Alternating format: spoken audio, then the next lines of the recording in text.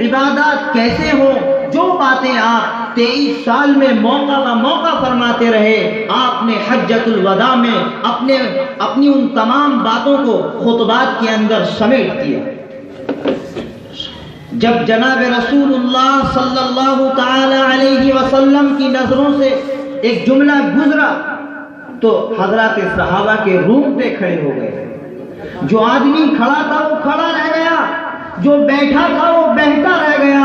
حضرات صحابہ کرام بے چین و بے قرار ہو گئے۔ میرے اور آپ کے آقا محسن انسانیت جناب رسول اللہ صلی اللہ علیہ وسلم نے اپنی امت سے خطاب کرتے ہوئے فرمایا کہ اے لوگوں، میں تمہیں قرآن دے کے جا رہا ہوں، سنت دے کے جا رہا ہوں، شریعت دے کے جا رہا ہوں۔ قیامت کے میدان میں تم مجھے رسوا مت کرنا۔ فلا تسودوا وجہی فلا تسودوا وجہی، ایسا نہ ہو کہ میں تو کہوں کہ یہ میری امت کے لوگ ہیں اور تم اپنی بدعملیوں کی وجہ سے اللہ کی رحمت سے محرومین کی فہرست میں تمہارا نام لکھ دیا گیا ہو، تو اے میرے امتیوں، اس سے بڑی میری رسوائی اور کوئی نہیں ہو سکتی۔ محمد الرسول اللہ پر فدا ہو جانے والے شہدائیان رسالت، شمع رسالت کے پروانوں آقا مدنی صلی اللہ علیہ وسلم کا یہ جملہ ہر مسلمان کے دل کو جھنجھوڑ دینے کے لیے کافی ہے۔ محض یہ دعویٰ کہ ہم آپ کے عاشق ہیں، اللہ کے رسول صلی اللہ علیہ وسلم کے غلام ہیں اور آپ سے محبت کرنے والے ہیں اور کلمہ اسلام لا الہ الا اللہ محمد الرسول اللہ پڑھنے والے ہیں، یہ کافی نہیں ہے، بلکہ زندگی کے ہمارے مہمان خصوصی حضرت دامت برکاتہم عالیہ تشریف لا چکے ہیں۔ بہت ہی میں مختصر کر رہا ہوں۔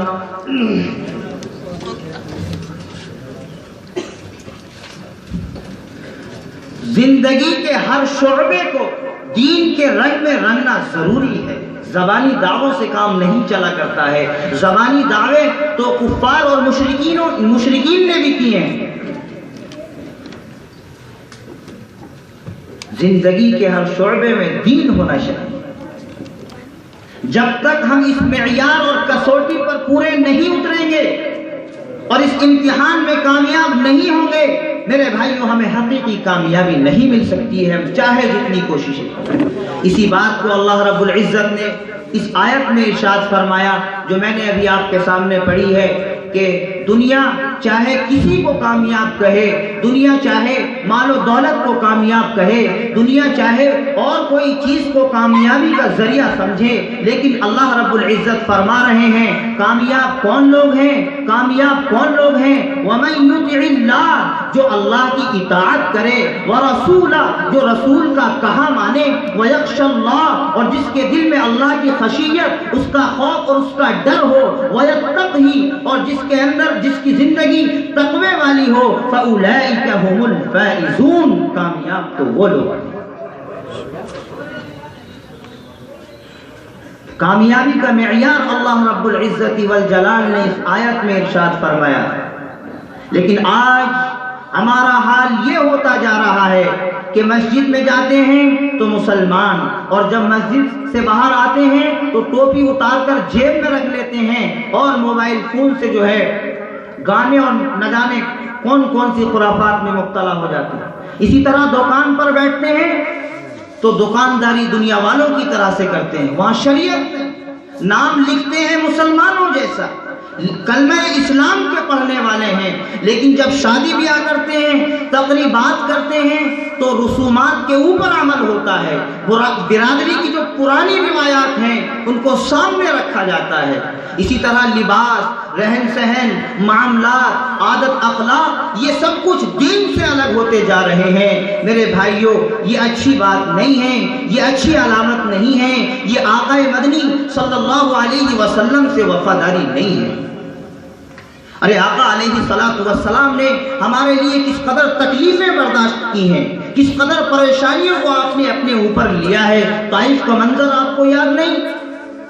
کسی نے کہا، شاعر نے کہا کہ وہ طائف کی وادی میں کھا کھا کے پتھر، وہ طائف کی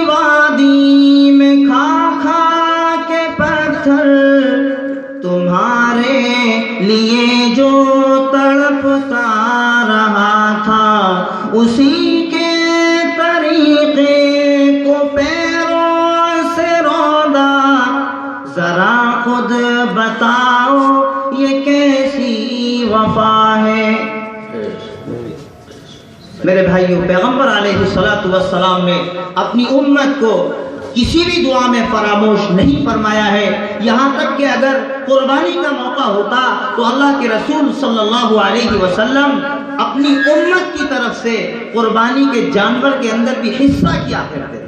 مشکات شریف کی روایت مختصر، اللہم تقبل من امت محمد صلی اللہ علیہ وسلم او کما قال علیہ الصلوۃ والسلام، کہ اللہ اس جانور کو میری امت کی طرف سے قبول فرما لے۔ لیکن امت یعنی ہم لوگ کیا صلہ دے رہے ہیں آپ کی ان وفاؤں کا؟ دنیا فتنوں سے پر ہے، شیطانیت کا ایک سیلاب ہے جو بہا چلا آ رہا ہے، فواحش کے آلات اور اسباب ہیں جنہوں نے معاشرے کو تباہ کر کے رکھ دیا اور برائیاں عام ہو گئیں، جی شرم و حیا کا جنازہ نکل گیا۔ میرے بھائیوں، ہمارے نوجوانوں کی زندگی فضولیات میں صرف ہو رہی ہے اور کھیل کود ہمارا محبوب مشغلہ بن گیا ہے۔ واٹس ایپ، فیس بک، کیا چاہتے ہیں ہم اس واٹس ایپ اور فیس بک سے میرے بھائیوں؟ کیا ثابت کرنا چاہ رہے ہیں؟